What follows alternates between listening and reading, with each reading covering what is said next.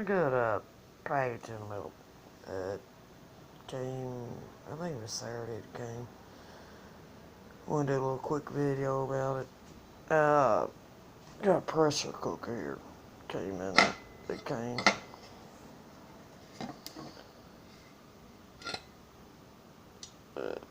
I've always been wary using one of these because of the stories I've heard over the years of people getting hurt and burned when these things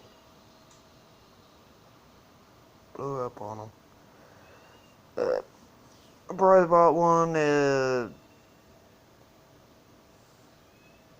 earlier the last year.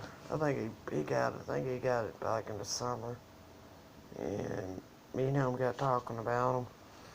He said they're a lot safer than what they used to be. They got safety valves and everything to try to prevent them from blowing up on you. They got this.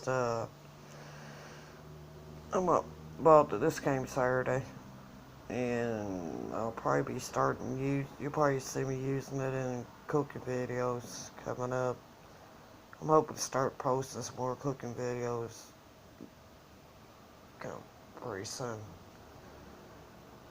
Get for you to watch on the